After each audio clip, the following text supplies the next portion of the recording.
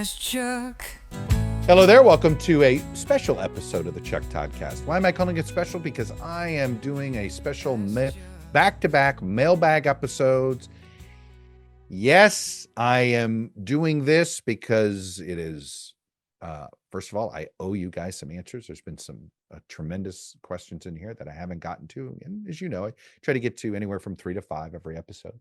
But I figured, hey, let's use this first week of the new year to sort of, right? I view the new year a bit as like spring cleaning, right? You want to, I'm not saying I'm going to get to zero inbox, but in some ways I want to get to zero inbox when it comes to the ToddCast mailbag so that we can start building towards a whole new year of questions. And hopefully they won't pile up as long. But I like having an entire episode devoted to the mailbag so I don't feel like I'm rushing on any of these fronts. So this is the first part of a two-part couple of mailbag episodes. And the beauty is I'm going to go all over the map here, right? I got a list of questions that are politics and policy, some about the media industry, some about sports, books, personal, you name it. So we're going to plow through all of it. Two-parter here. Here's part one. I'm going to climb through. First question comes from Bart Bird, from one of from my future longtime residency, I'm hoping, which is Pensacola, Florida. Thank you, Bart. First question. Thank you for not being a crazy person. There you go. It's a strange start, but there you have it. The real issue behind our out-of-control deficit isn't corruption or tax cuts. It's that Congress refuses to make hard choices, which is, per the Constitution, literally their job. We need structural reform, like a balanced budget amendment or a mandate to reduce the debt by 1% a year to give the country real fiscal goals again. You know, Bart, I think I agree that I agree generally. I think where you're going, which is if Congress isn't forced to do these things, they're not going to make these choices. And when it comes to our debt, when it comes to the balancing budgets, when it comes to making decisions to cut spending or raise taxes, or, you know, if you really want a new government program, making the case and showing how you pay for it and all those things, the only way you're going to have them do it in some sort of fiscally sane way is for a constitutional amendment. You know, if we can continue to borrow money, and when you're the number one country in the world, we basically have the best credit in the world. We can essentially borrow on our good name, and that's what we've been doing since the end of World War II. It has made us a economic juggernaut.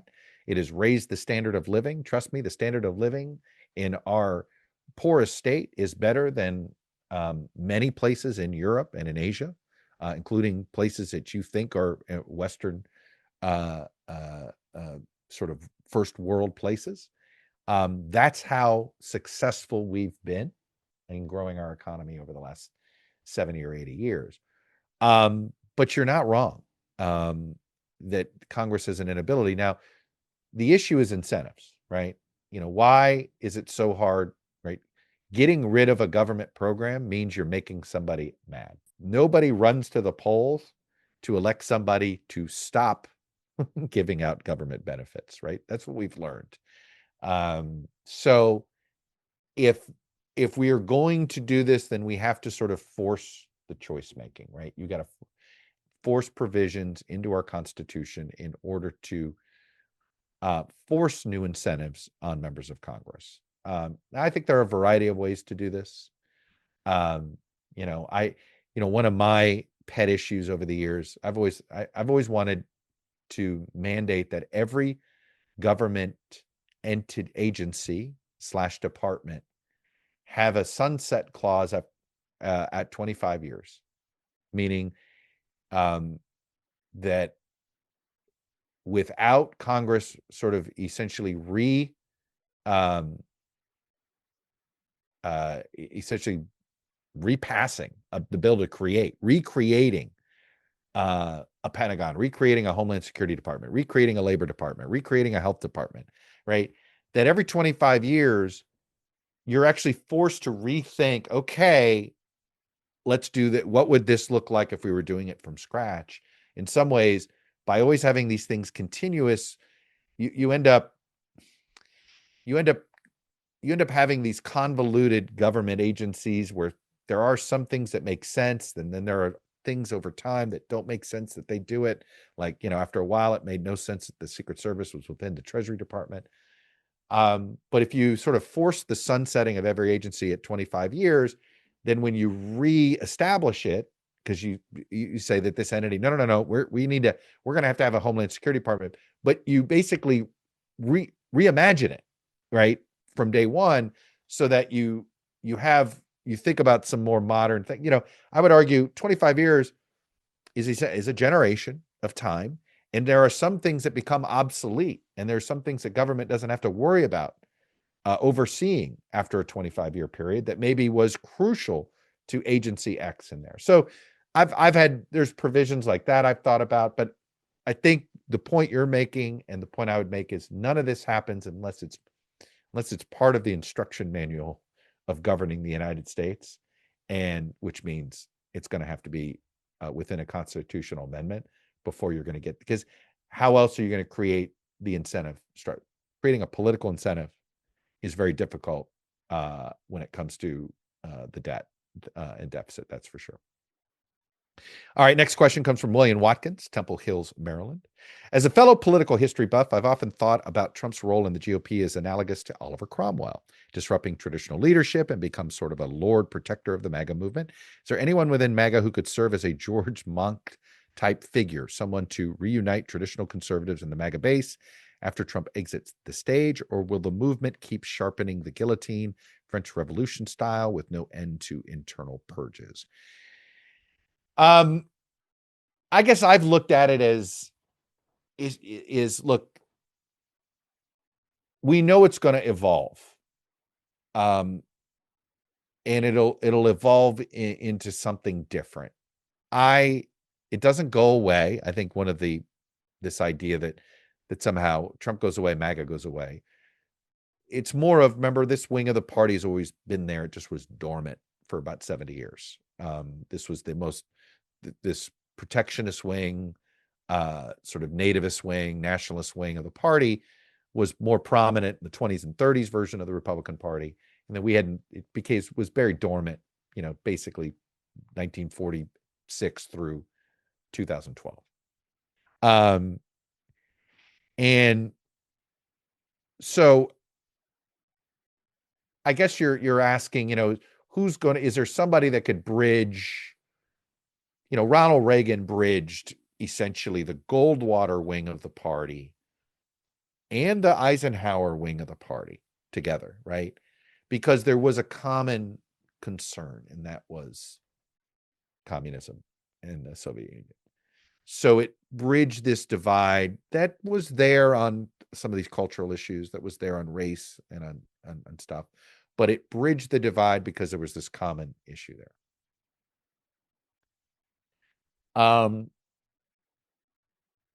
I'm not, I actually think there's as good of a chance that the realignment is so dramatic post-Trump that there are portions of it that end up in the far left, in the Mamdani, AOC, Sanders, Ro Khanna sort of, wing of what I think is becoming a more culturally neutral working class left wing of the party. We'll see. I think that, the ultimate sort of conflict there is, I think, on some of these cultural issues where you have sort of economic progressives and cultural progressives where they disagree, is on the emphasis on some of the social issues versus the emphasis on economic issues. But anyway, I just think that the entire MAGA wing is for play. I find Marjorie Taylor Greene to be an interesting sort of avatar for the true believers in the MAGA movement. And I'm more convinced than ever that she might be a player in 27 or 28, whether she's running or supporting somebody who's more of that. I think Vance and Rubio both see themselves as the bridge between the old Romney Ryan wing of the party and the Trump wing of the party.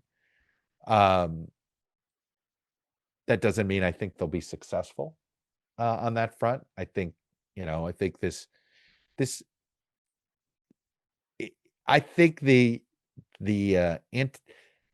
there's this faction of anti-Semites that have percolated on the right, faction of xenophobes that percolated on the right, faction of sort of religious intolerance on the right. I think that that's going to come into conflict with other parts of the conservative coalition. So, um,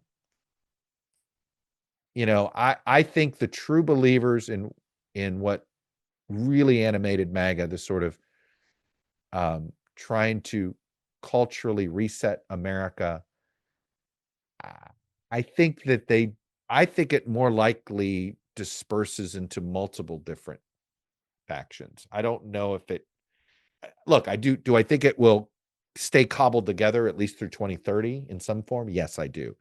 But losing, if the coalition loses in 28, the presidency, then that's when it really starts to fragment. And we'll start to see it in 2030. But some of this is, I think, more personality based than we give it full credit for. It sort of is, if I could make an argument that our politics of the post World War II, sort of in conjunction with the rise of mass media, has made the charismatic political leader almost a necessity. And in some ways, our political movements have been led by sort of cultural, larger than life figures. Eisenhower was, right? He may not have been charismatic, but when you're the general, that saved the Western world, and then you're American president, he was sort of like in a class by himself. Kennedy was a celebrity president. Nixon, in his own way, became larger than life in some ways because of his bad deeds as well as some of the good deeds. Carter and Ford they didn't have the charismatic chops, which is why they didn't survive, right? You could look at, that's one theory of the case, right? And then Reagan. So I think the better question is either Vance or Rubio magnetic enough to keep this coalition together? Do you need someone? Does it have to be is it going to end up being a pundit of some sort?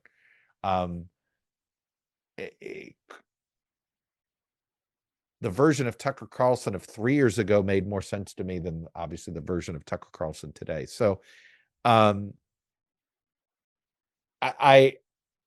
not sure there's anybody, is I guess the short answer to that. But I do think it, in the same way the Reagan coalition didn't start splintering until, I would argue, the 1990 midterms and the tax hike deal that George H.W. Bush ended up signing, that sort of began the rise of Gingrich and splintered off, and sort of this more sharpened right wing of the Republican Party. So, I just kind of think that it will stay cobbled together in 28 out of this political necessity. But if they don't win in 28, and even if they do, it probably really starts fragmenting a lot more with the 2030 midterms and the 2032 presidential. All right, next question. Hey, Chuck, what if Mitt Romney was president and he proposed the Affordable Care Act? Would he have received the blowback from the Republicans as Obama did? Well, I know why you're asking the question, right? Because the Affordable Care Act was modeled essentially after Romney Care in Massachusetts, which itself was based on a framework that the Heritage Foundation came up with in the 90s as just a counter idea to what the Clintons were proposing in the 90s.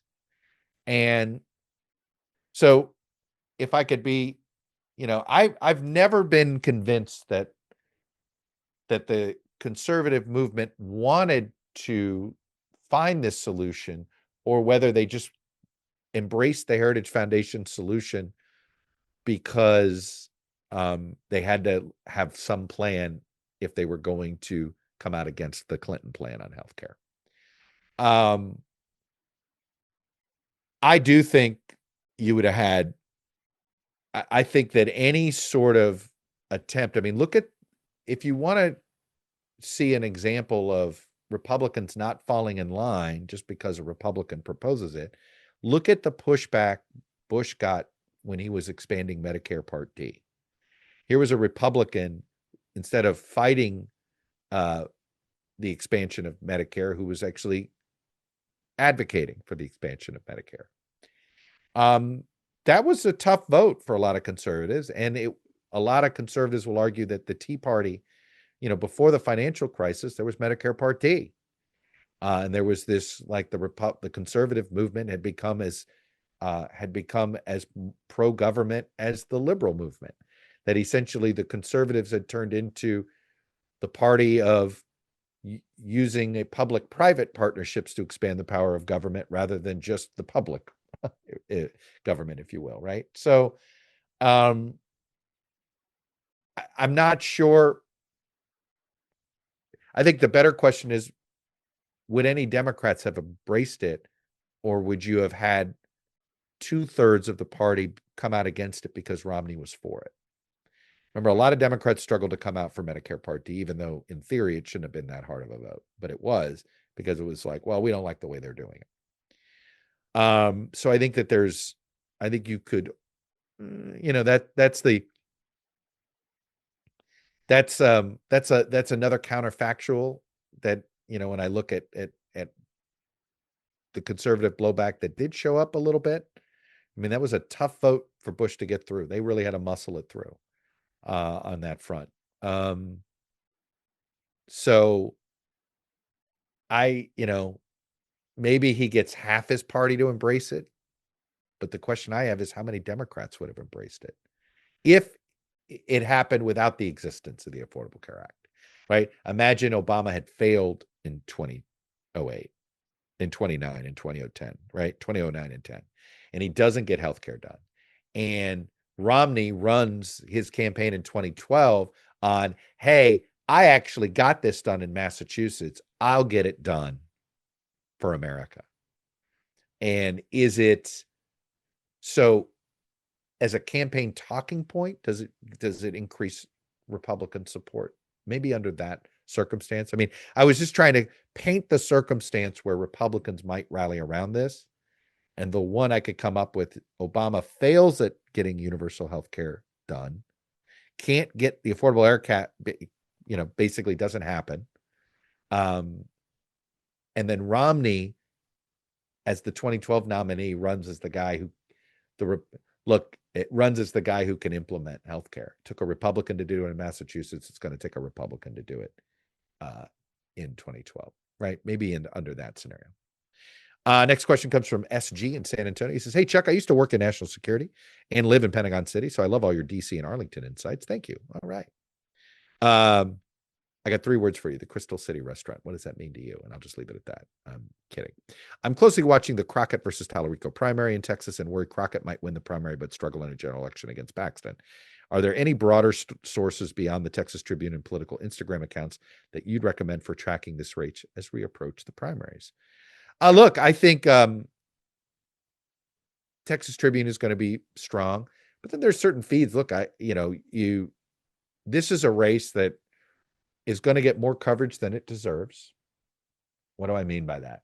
In 2000, well, actually, you heard, if you listened to Jonathan Martin and I earlier this week when we dropped, we both sort of lamented that the Texas Senate race is going to get a larger share of coverage nationally compared to North Carolina, Maine, basically everything that'll be more competitive. That's not to say Texas might not be competitive. And Paxton versus Crockett is the Senate race our politics deserves, right? This is the Senate race that algorithms have created. And so we'll find out, if our AI algorithmic tech overlords do control the information ecosystem as much as they appear to, then we're doomed for Crockett versus Talarico. And I say that, Crockett versus Paxton. I say that, and it sounds like when I hate putting in those terms, because I don't want to.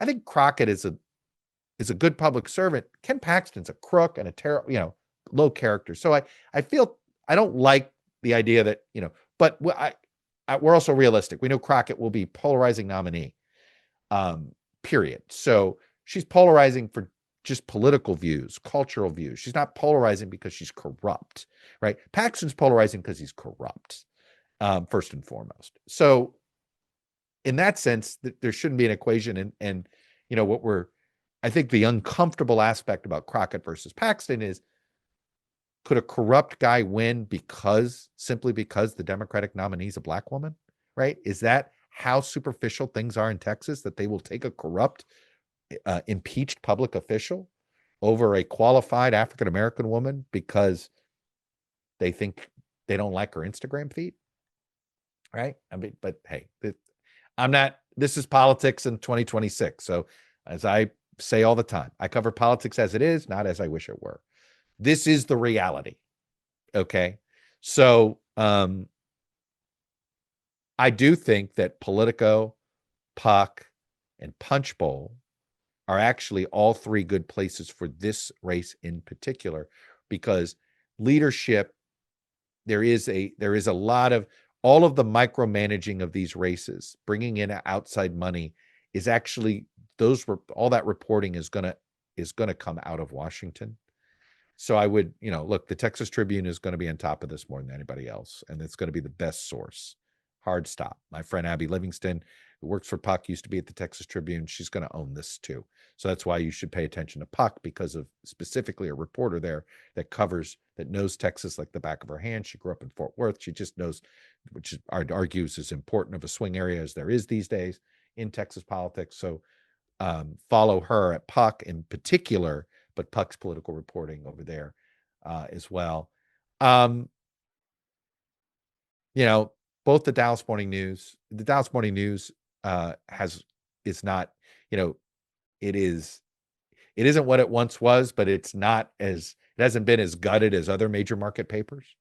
So I do think that they're worth a follow on this, that they're covering it closely. A lot of Dallas-based figures in here anyway. They know Jasmine Crockett very well. So I'd throw those two on there to keep up with this race, but it's going to be the most, if you're looking for content, even good content on this race, there's going to be a plethora of it. What's going to be frustrating is the lack of good content on Mississippi Senate, on Alabama governor, on Kansas Senate, on Iowa Senate, which are arguably going to be as competitive, if not more so. This episode of the Chuck ToddCast is brought to you by Quince. And I love me some Quince. New year, colder days. This is the moment your winter wardrobe really has to deliver, right? If you're craving a winter reset, start with pieces truly made to last season after season. Quince brings together premium materials, thoughtful design, and enduring quality so you stay warm, look sharp, and feel your best all season long. Quince has everything you need. Men's Mongolian cashmere sweaters. I have one. I have to say, really into it. They have wool coats, leather, and suede outerwear that actually hold up to daily wear and still look good. Their outerwear is especially impressive. Think down jackets, wool coats, and Italian leather outerwear that keep you warm when it's actually cold. Each piece made from premium materials, Quince delivers the same quality as luxury brands at a fraction of the price. The result is classic styles you'll love that hold up year after year. Like I said, you know me, I love me my quarter zips. Thank you to the Mannings for making quarter zips cool for us middle-aged men. Well, let me tell you, Quince has quite a few of them. They're great. They're both light and warm. It is, look, I think there's nothing harder than business casual, right? You get these things. What can I wear? What can you wear at a meeting? What do you wear on a Zoom? I have to say, it's as if Quince sort of says, hey, look, we've got the modern sort of working wardrobe ready for you. And that's probably the best way I'd describe it. It feels like it's clothing that looks stylish, looks good, but is actually practical, right? And isn't going to break the bank. So refresh your winter wardrobe with Quince. Go to quince.com/Chuck for free shipping on your order and 365-day returns. That's right. There's no time limit on it. 365 days. You get the whole year. And it's also available in Canada. That's QUINCE.com/Chuck. Free shipping and 365-day returns. Quince.com/Chuck. Don't forget the code. Use it to save some money. Next question comes from another Texan, Kelly from Aubrey, Texas. Hey, I recently found your podcast. I really enjoy it. Thank you. Thank you for finding it. Tell your friends, tell your neighbors, and like and subscribe, please. With transgender rights being a central issue in the 2025 gubernatorial races in New Jersey and Virginia, do you think Republicans will make it a broader campaign strategy in 2026? Will they stick to familiar topics like sports and bathrooms or push further into areas like adult care or legal recognition? In Texas, we've already seen proposed legislation criminalizing trans people for not disclosing their identity. Could this become more widespread? Well, I'm going to be extraordinarily cynical in how I answer this question, Kelly, in that the trans issue is one that shows up when there are other issues sort of in the way of the messaging for the right. So, you had a weak economy and an unpopular president in the White House. So Republicans had to, how do you paint the Democrats as out of touch? And both of them were moderate Democrats, national security credentials. They didn't, both Abigail Spanberger and Mikey Sherrill, they didn't come from the left wing of the Democratic Party. They very much came from the more center left of the party. And I think trans issues in general are used to try by the right, by consultants on the right, to try to paint Democrats as out of the mainstream, right? And it's been so how else do you do that? You do that by putting some legislation on the floors of state legislatures or Congress to sort of create uncomfortable wedge votes that may not actually put anything into law, but sort of put surfaces and issues. My point is that I don't think, I think a lot of these transgender issues run counter to the libertarian conservative that also matters too, that still exists on the right, the sort of live and let live, I'm not going to, get, you don't, I won't go into your bedroom. You don't come into my bedroom. Right. And they're particularly out West, the libertarian conservatives still exist, if you will, on that front. If this economy gets more sour, I mean, I absolutely look, what did Democrats do? They were trying to pivot away from Biden, knowing Biden was a bit, they couldn't really run on Biden's policies. So they ran on another issue in 22, right? What did they run on? Abortion rights, right? This is, if you can't run with Trump and you can't run on Trump's economy, well, the other ways into swing voters are these cultural issues. Now, the problem is these cultural issues don't resonate unless the economy is humming, right? They resonate more when the economy is going well. When the economy is not going well, then it looks like you're afraid of confronting the issues that matter. And it's why these trans issues, this anti-trans campaigning did not work in those two races. It's not that they are blue states. They did not work because the economic messages were simply stronger and more relevant. So to answer your question, I think you will see more attempts at bringing these cultural issues in because that's what you do when you can't run on bread and butter. It's what the Democrats do it when they can't run on bread and butter for their side. They find cultural issues that they think create a wedge on the right that paint a conservative as out of the mainstream. That's where abortion rights comes in, same-sex marriage, things like that. And then I think in some cases, trans rights fall into that same bucket when it comes to campaign strategy. All right, next question here comes from Yari, and he writes, "Hey, Chuck, friend suggested your pod after a discussion we had recently, and I wanted to hear your take. My sister's Instagram business account, used to promote her nail salon, was permanently suspended by Meta for allegedly violating child sexual exploitation policies, despite having no such content. She's appealed without success, and it seems this is happening to thousands of other users based on flawed AI moderation. Yep. Do you see space for this kind of issue, especially how Meta's policies are affecting small businesses, to be discussed more widely in the media?" Boy, I think this is, this gets to a larger issue that I think is going to resonate quite a bit in both 2026 and more so in 2028. The fact, we're not going to be for a computer deciding whether or not our insurance company is going to cover a certain procedure that a doctor recommends. And we're not going to tolerate a computer deciding whether or not I can advertise my business on Instagram. And, right now there's a lot of this, all of this stuff is trying to be automated. They're trying to automate all of it.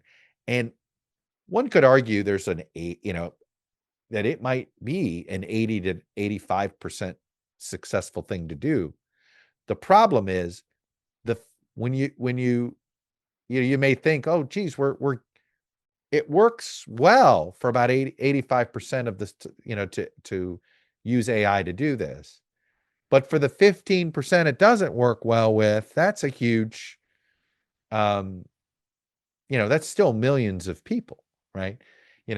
What's 10% of the American population? 33 million people, right? So, I always try to remind myself of raw numbers sometimes instead of percentages to sort of truly put this. And so the point, why do I single that out? Because I think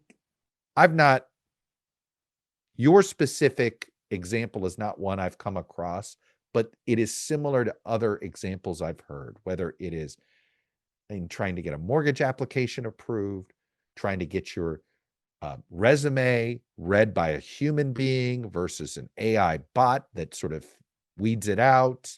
This is going to be, I think, where a smart politician is going to exploit this fear. I think it's worthy fear, right? But government has to regulate these algorithms more. Government has to regulate this usage of AI when it comes to making, a computer making decisions that impact actual human beings. I think this is all going to be under that larger bucket.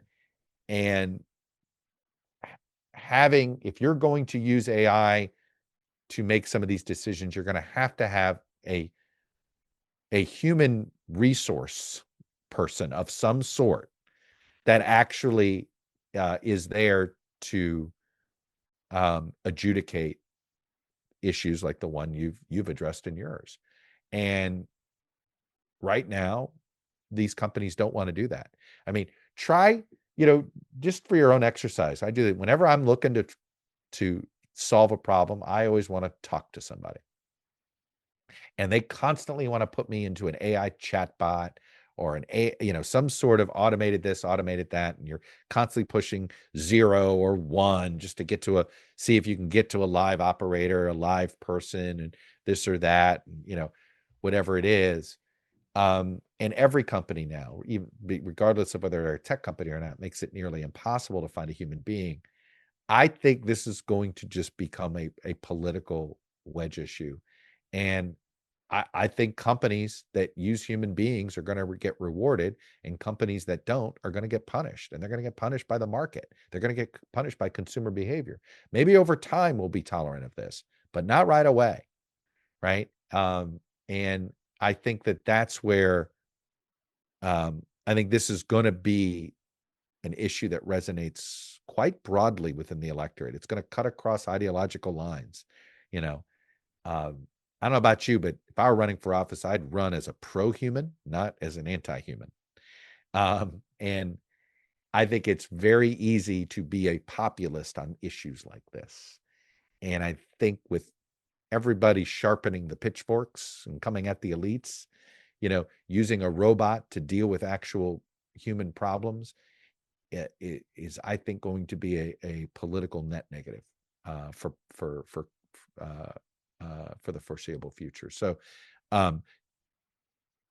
I do think this will only get more attention, more coverage of how AI is harming people's lives one way or the other, all inadvertently perhaps, but how that basically this technology isn't working well enough yet to cut the human element out. Hello, Chuck, and everyone at the ToddCast. I'd love to hear a discussion about the ways the Trump administration may try to rig the next election. Texas, mail-in ballots, troops in blue cities, etc. What other ways might Trump try to affect the election? How effective could they be? How would Dems fight back? Sent from planet Earth, edge of the Milky Way. Well, look, I understand this concern, and I'm not saying that it isn't concern you should, that this isn't something that we should be vigilant about. But I think it's proving. I guess what I would say is I'm curious if you're at all reassured that the redistricting efforts have actually not gone as well as Trump thought they would. That he's gotten more pushback in more places than he expected. That Democrats have enough firepower to fight back and to sort of marginalize this.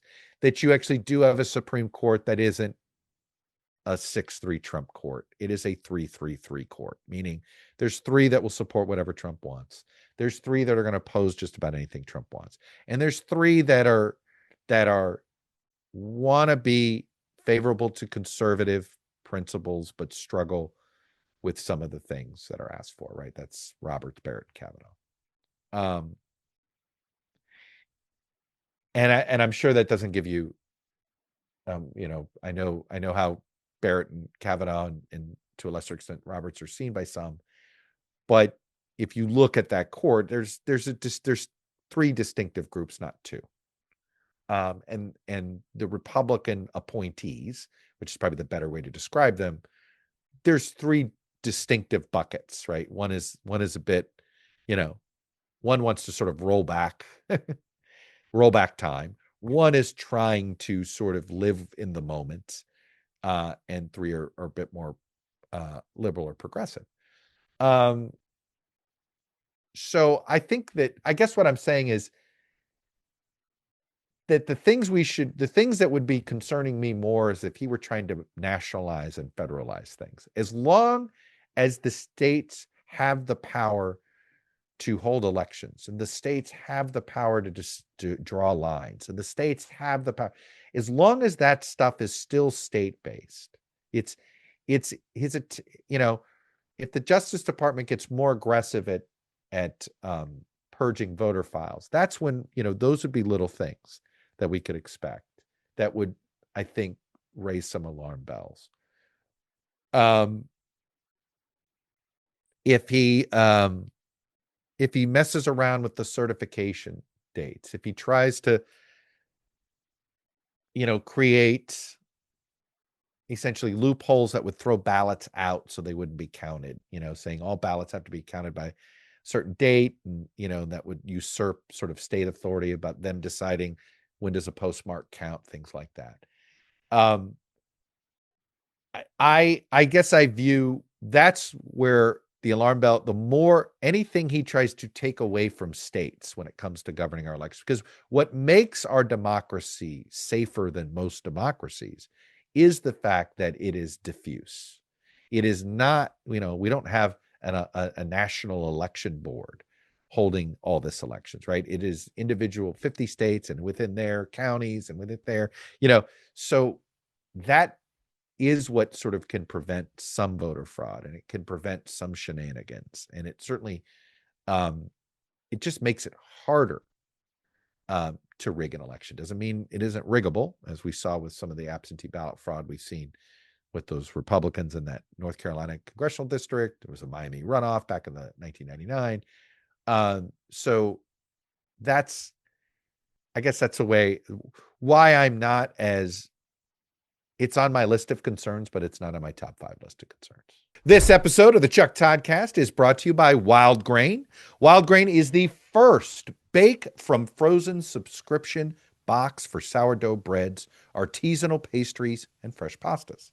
Plus, all the items conveniently bake in 25 minutes or less.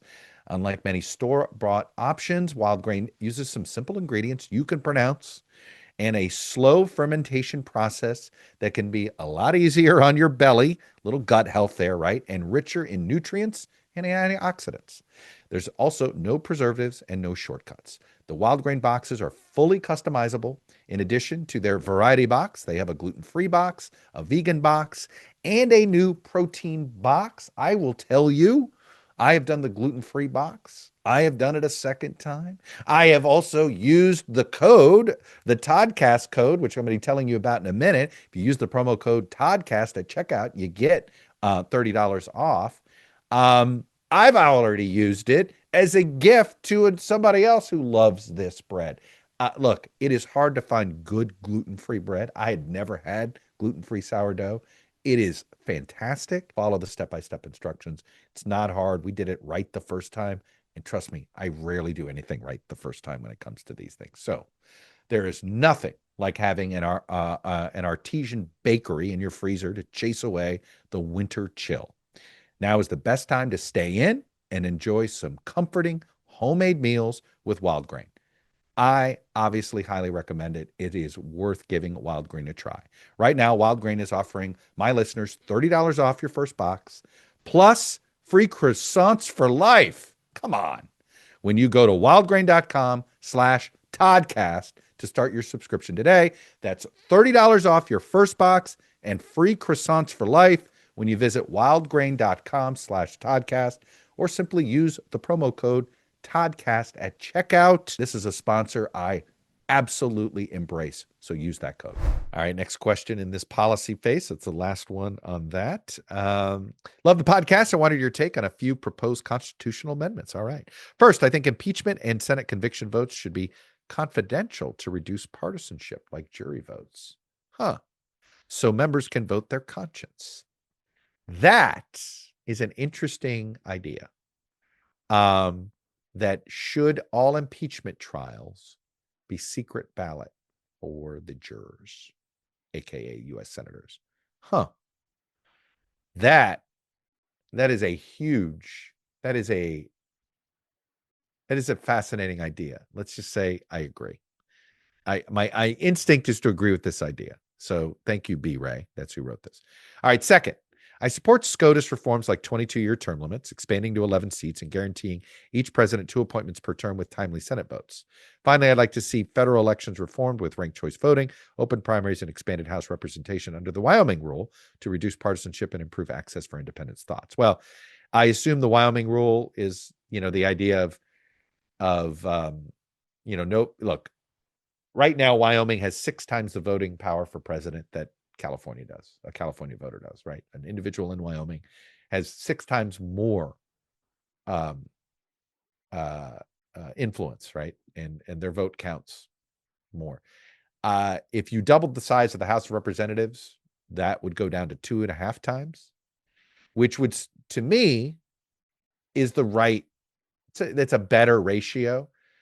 Because our founders did want small states to have some advantages, right? To be able to sort of punch above their weight, not get overwhelmed by the large states.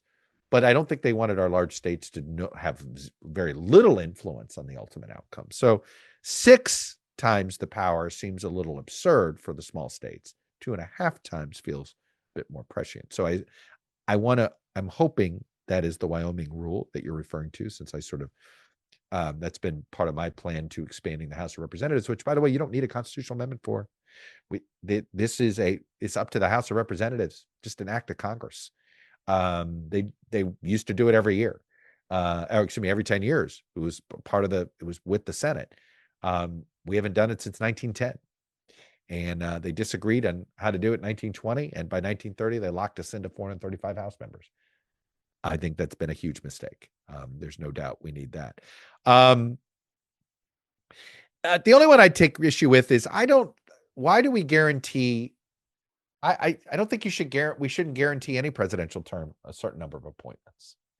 I just don't, right? I think that's, I think if you're going to put in sort of either age limits or service limits for the federal government, and I would, by the way, service limits is the way I would word it, because it should be both elective and appointed, right? I think 22 years, that's a pretty good one. I that feels better than 18. And 22 years combined, say of combined service, an elective or appointed Senate confirmed office, you could make it there, offices that are Senate confirmed, i.e. cabinet secretary, Supreme Court judges, etc. So 22 years feels pretty good on that front.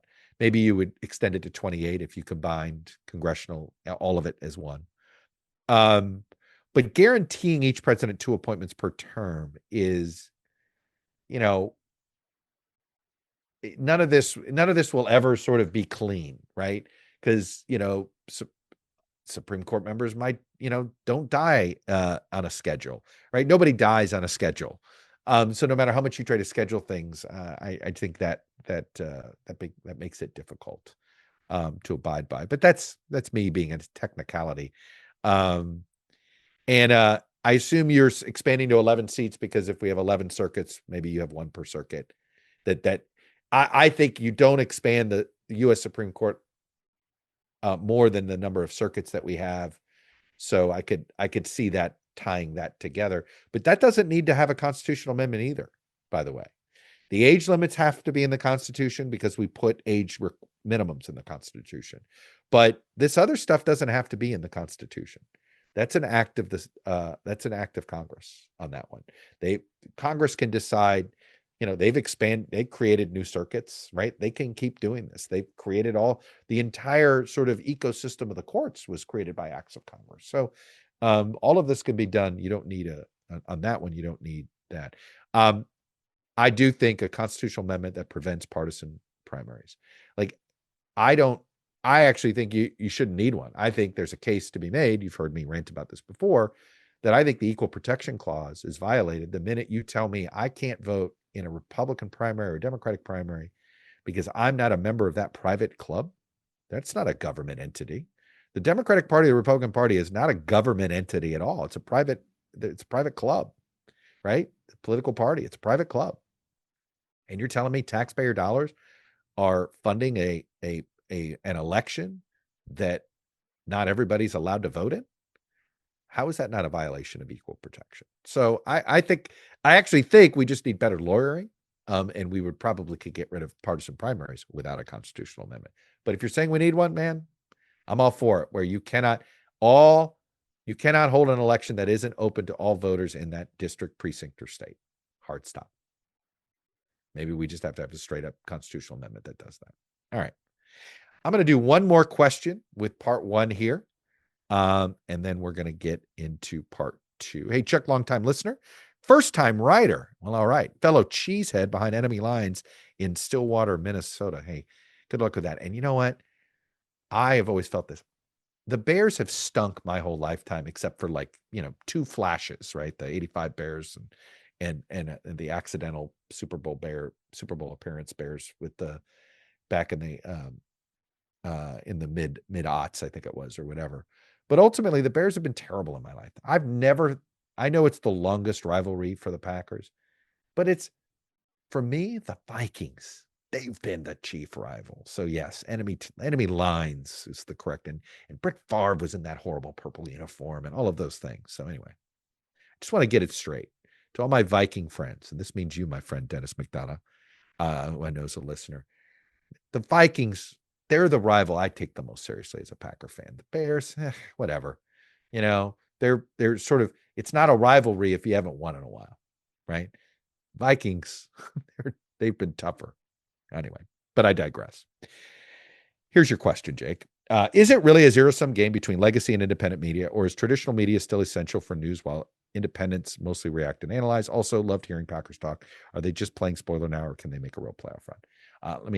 I will. This is a good way to make this the last of this, right? I get to end with a little sports, but no. It's funny you say that. Let me give you my sense of where, mainstream media is dead. Long live mainstream media. That's been my mantra of late. What do I mean by that? Mainstream media constantly is evolving and changing. We just don't mark time very well with it. I don't know how familiar you are with something called Life magazine, because I don't want to presume that you're of a certain age that remembers when Life magazine was relevant. But there was a time Life magazine and Look magazine were two of the most important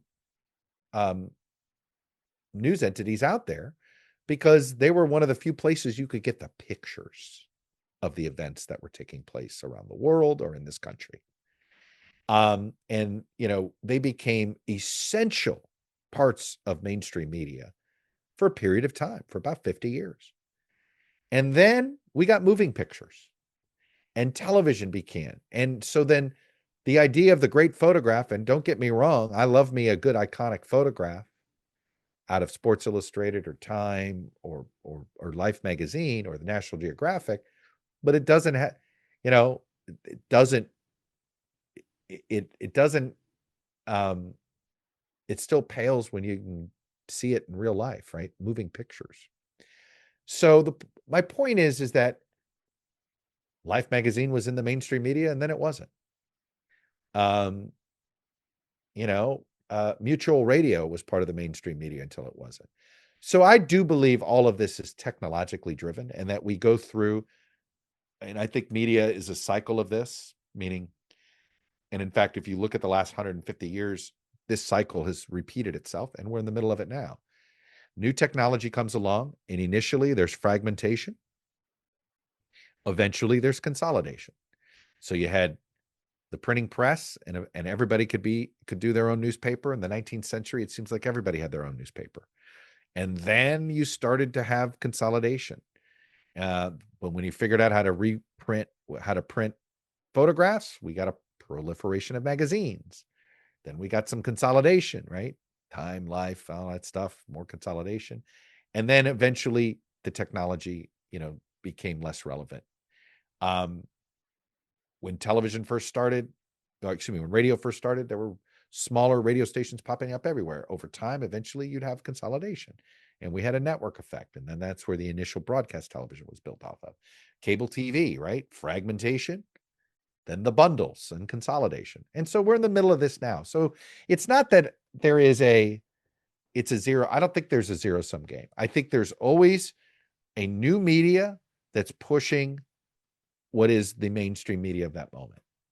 And the definition of mainstream media changes with our times and with our culture, right? And so right now, I think, it's funny. It's like there's all these debates about like, oh, the new anchor of the CBS Evening News, and Megyn Kelly did a tweet that's really saying, this is irrelevant. No one cares anymore. I thought she was overly brutal about it because she sees it as a threat to her business. And I get that. But the fact is, I don't think Megyn's yet mainstream, but she's not, and she's independent, but she's part of a larger movement that's within the larger definition of mainstream, right?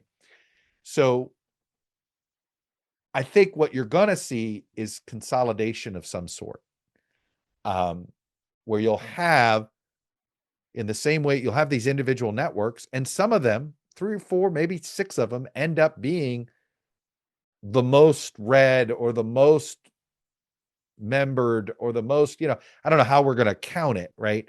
But sort of the most prolific that will fit what we call mainstream media come 2035. And that could, some of these consolidated players could have old legacy names. Now, I think we're in a moment where major media companies are going to get out of the news business altogether, right? Disney is going to sell ABC News this calendar year. That will be put up for sale as soon as the Tegna Nexstar merger happens. I promise you ABC News gets put up for sale. Does that mean Paramount will put CBS News up for sale? They could. Is CNN going to be put up for sale? I think it will.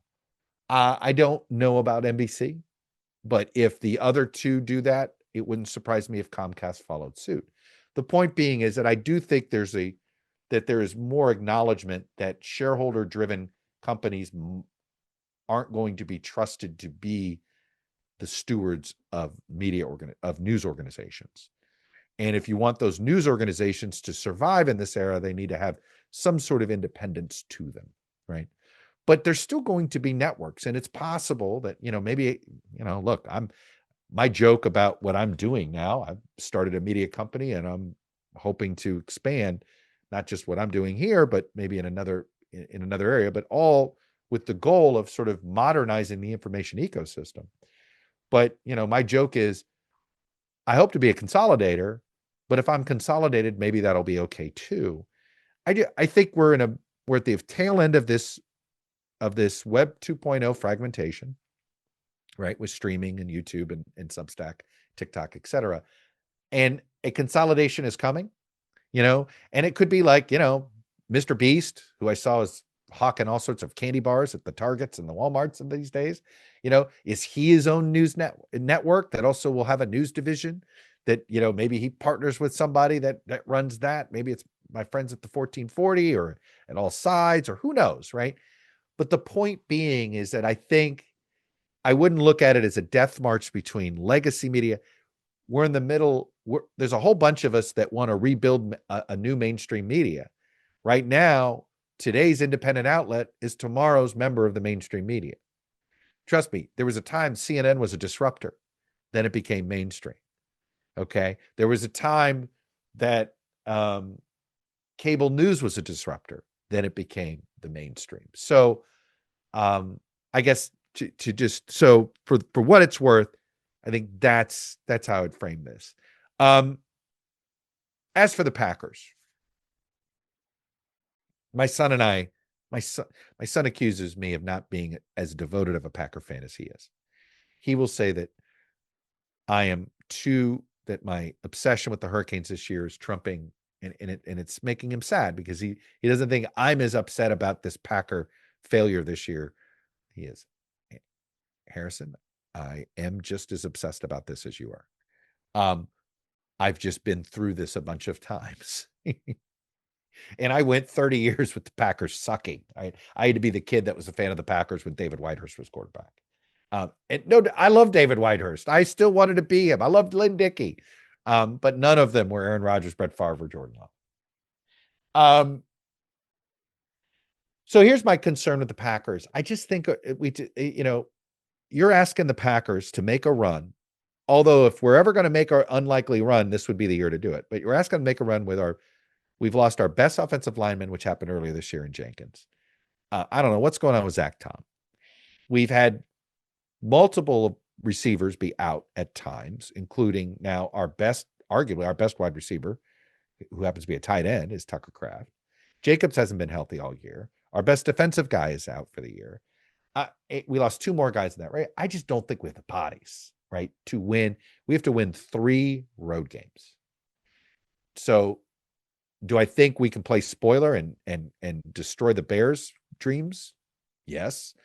I will get plenty of satisfaction to sort of let those Bears fans who have been nipping at our heels a little bit be reminded that this is a little bit harder, that even a Packer team with one arm tied behind its back is still probably better than what the Bears have at the moment. I say with sounding like I have confidence, but maybe secretly I don't have as much confidence. But I'd like to think we are still inside the head of the Bears a little bit. But if you look, it's funny. My son and I have gone through. So I prefer to play the Bears as the 2-7 than the Eagles. When you're listening to this, that was still a possibility. So if you told me we could play the the Bears, and knock them off, then the way the NFL works, right, the lowest seed is at the 1 seed. And it's the Seahawks that are the 1 seed and not the Niners, then I like our chances in the second round of beating Seattle in Seattle, versus I like our chances better doing that than I do trying to beat the Niners in Santa Clara, right? The Niners are like our kryptonite for the Packers in the playoffs, right? I never want to see us playing the Niners. It always feels like they break our hearts, right? It goes back to that damn Steve Young to Terrell, Steve Young to Terrell Owens.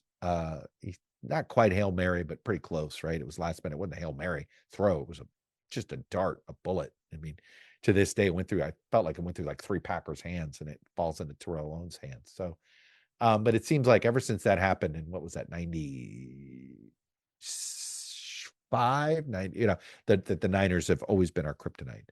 So if you're telling me the one that we could play the Bears as a 2 seed and the Seahawks as the 1 seed, and then the NFC title game is between in SoFi against the Rams, right? If that's so that's the path that I could get the Packers to the Super Bowl, it's Bears, Seahawks, Rams. I'd like to I'd like to avoid the Eagles and Niners. So that's my 2 cents. But ultimately, if you're asking me the truth, if we win one game, we should be satisfied. The only good news is this team, if healthy, is the best team in the NFL. And maybe our year is next year, not this year. All right, with that, that's the end of part 1 of my mailbag episode. Coming up in part 2, it's going to get a few what ifs in there. It's going to get a little personal. Yes, there'll probably be a little bit more sports, but also some book promotions, TV shows, and who knows what kind of fun political predictions I'm forced to make, all thanks to your wonderful questions. So with that, appreciate you listening.